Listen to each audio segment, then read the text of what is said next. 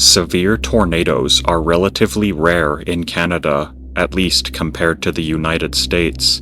The province of Alberta had not seen a violent, damaging tornado since the Edmonton F4 tornado of 1987, or the F3 twister that hit the resort community of Pine Lake in 2000. The calm gave way to a storm on Canada Day of 2023, when a massive funnel 2 kilometers in width cut through homesteads between the quiet towns of Carstairs and Didsbury. Many of the most powerful moments of this storm were recorded by a storm chaser named Graham Christensen as the storm made its way across the countryside.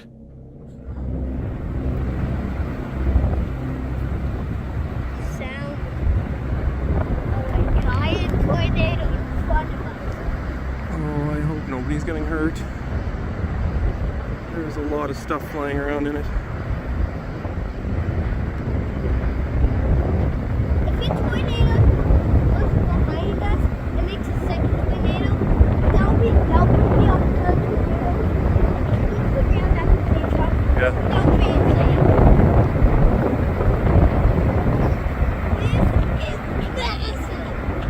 It's getting huge. It's getting absolutely huge. Oh, it looks like it's hitting right for YCS house. Oh no. Oh, big hailstone just landed right next to us. I'm gonna zoom out. Oh my goodness. Oh. I think it's gonna miss that house, but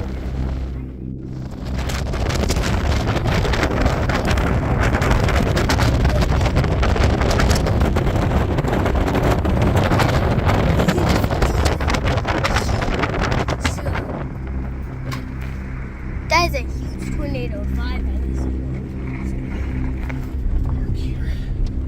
right next to the tornado. This is insane. All eyes on this tornado. Wow.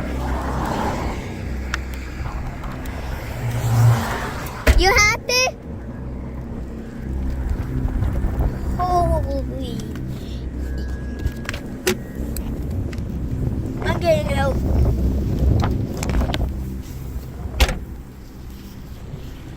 Holy. Look at this beast. I am fully zoomed out.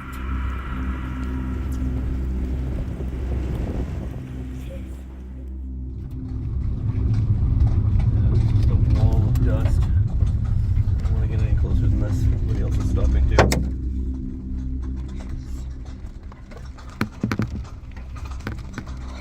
Oh.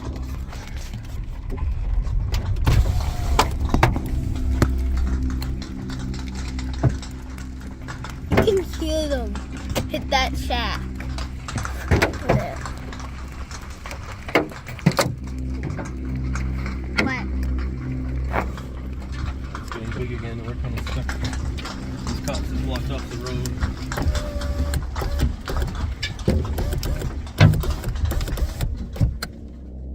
While the Didsbury EF4 tornado was extremely powerful, nobody was killed. Nevertheless, it left about a dozen homes mostly destroyed along its path, as howling winds ripped them apart at speeds of 275 kilometers per hour, or 170 miles per hour. Additionally, it put residents of central and southern Alberta on notice that tornadoes could wreak havoc on their lives anywhere or anytime.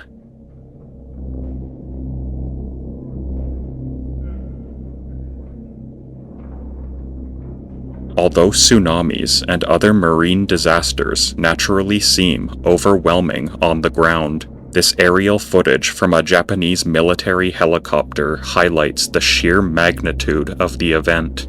As the aircraft flew over the coast of Iwate Prefecture, the soldiers witnessed a massive plateau of water as it made its first approach on the city of Kuji.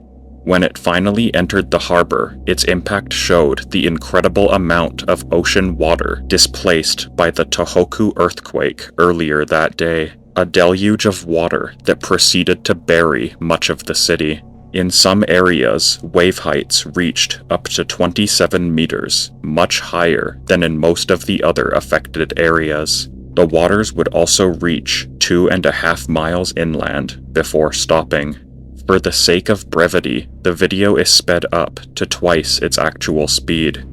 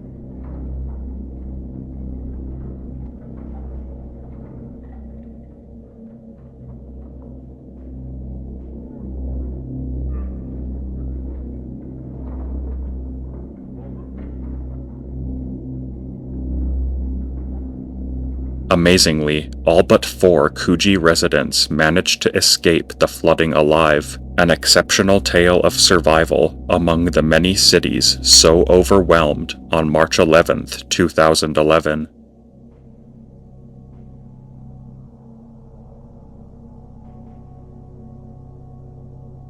This video was taken during the 2014 Beaver Fire in Northern California, near the state line with Oregon. On August 11th, nearly 2 weeks after it began, 3 wildland firefighters were constructing a fire break against the blaze in Klamath National Forest.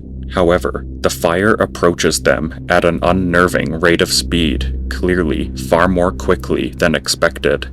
The camera turns off as the firefighters prepare to deploy their portable fire shelters behind or under their vehicles. However, fire shelters are not made to withstand the direct heat of the flames, but to trap breathable oxygen for the person inside and to reflect the heat of the fire from a safe distance. The inferno that arrived burned around and over them for almost 20 minutes before subsiding.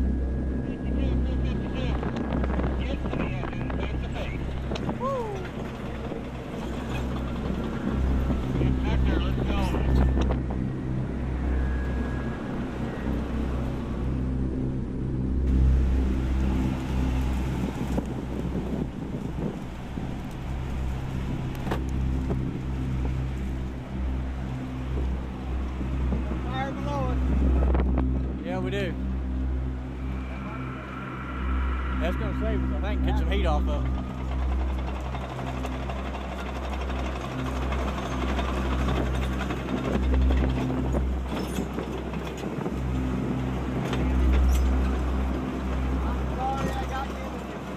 Ah, hell, this is nothing. Woo! Dang.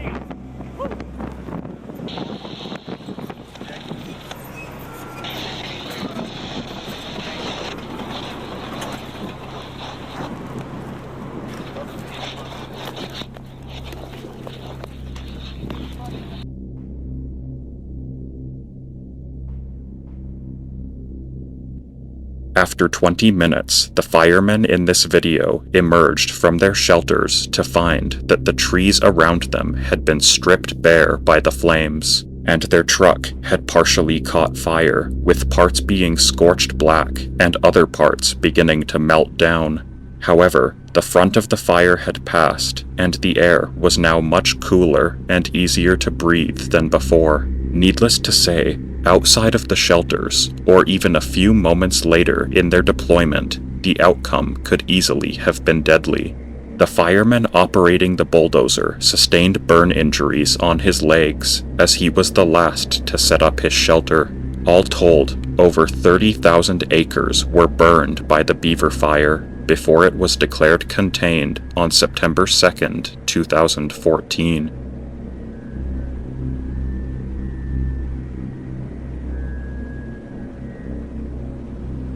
Occurring in September 2024, Hurricane Helene was one of the most intense and erratic hurricanes ever to make landfall in the United States. Although infamous for the unexpected destruction that it caused well outside of its expected path, the state of Florida would nevertheless bear the brunt of the storm as it came ashore. As torrents of rain fell on land and sea for days on end, the wind never stopped blowing inland, and a storm surge flooded communities in Tampa Bay to a height of 7 feet in Tampa itself and nearby St. Petersburg. Both cities are connected by the Howard Franklin Bridge, which spans a distance of 3 miles and sits up to 49 feet above the water in normal conditions. When Helene flooded Tampa Bay, the wind, rain, and waves battered the bridge relentlessly and made driving its roadways almost impossible, with some of the waves even cresting up to the edge of the road itself.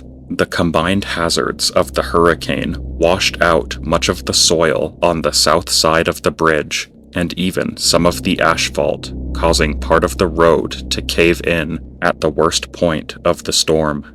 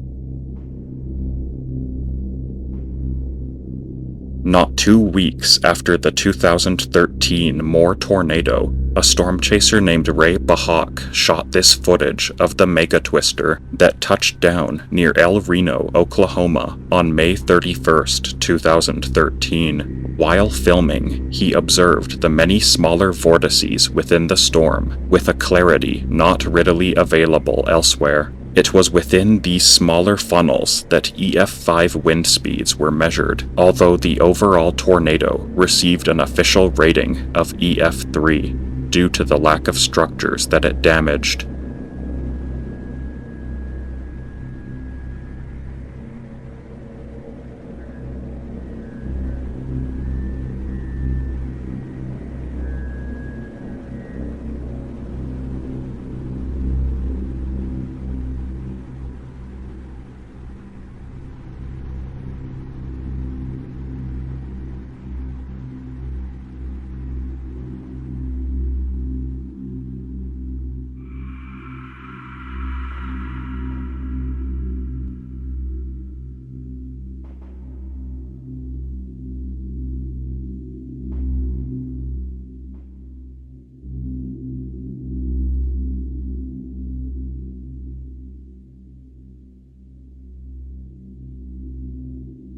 This tornado killed 9 people, 4 of whom were other storm chasers. But had it proceeded on its anticipated path, the outcome would have been unimaginable, as hundreds of other motorists and evacuees would have likely lost their lives.